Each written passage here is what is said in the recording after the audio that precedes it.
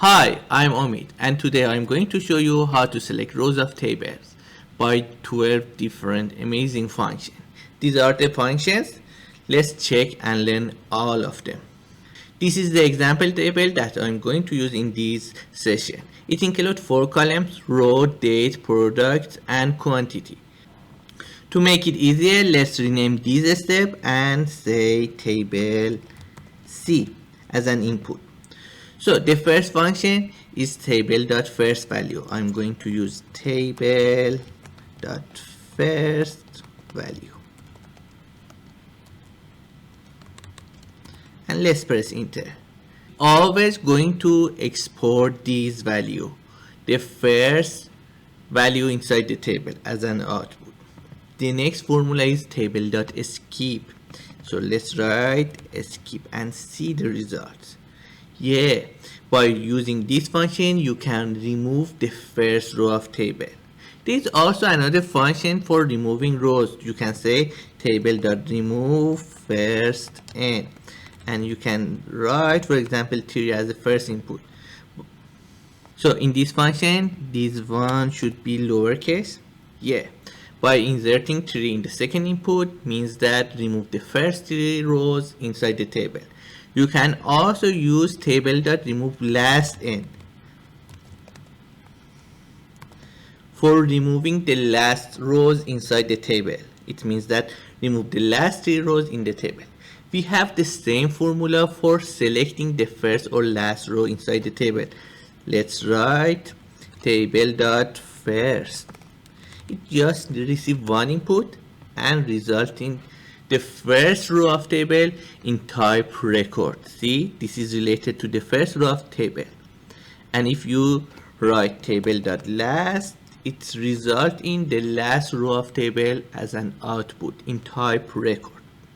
But if you want to extract the first or last row in type table, you should use Table.LastN and input 1 in the second argument. Wow, it's so. And it provides the last row of table in type table. Instead of 1, let's insert 3. It provides the last 3 row of table. Or instead of Table.Last, you can write first. It provides the first 3 row of table.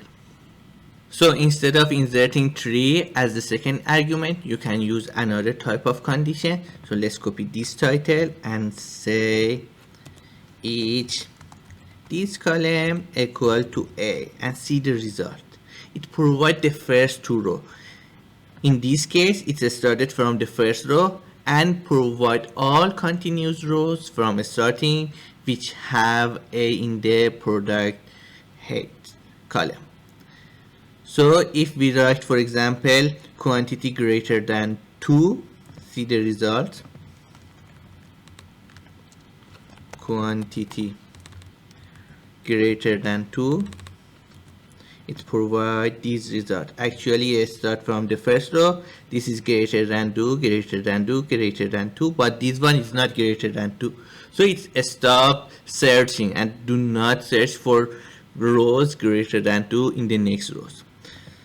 There is also another function that you can extract the rows in the middle of table. You can say Table.Range, and in the second argument you can say from the third rows extract 4 rows. So it started, actually this is the row 0, 1, 2, 3. So it started from here and extract these 4 rows as an output.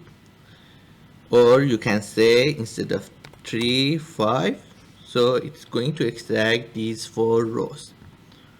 There is another amazing function that you can use it to extract the rows with maximum or minimum value in a specific column. So let's write Table.Max and in the second argument write quantity. Means that extract the rows which include the maximum value on the quantity column. It resulted like this in type record, and again Table.Min provide the rows with the lowest value on the column quantity. This is the row related to this number. Actually, this is the row and with value 1 on this quantity column. It provided the result in type record. If you want the result be in type table, just add n at the end of the function and insert 1 in the third argument. Yeah. Again, for the max, you have the similar situation. But there is another amazing function. We usually use it for filtering the rows inside the table. See, if you go to table C and pick this column, for example 4 and 5, yeah, this is the Table.SelectRows. This is amazing and most used function for selecting rows inside the table. You can say it something like this. You can add it, for example, each quantity greater than 10 or quantity less than 10. You can add several conditions, for example quantity greater than, let's say quantity less than 10, and product equal to A, and see the result. Or instead of add, you can use or instead of these two, you can add it as a not, means that none of these conditions be true. So this is the result.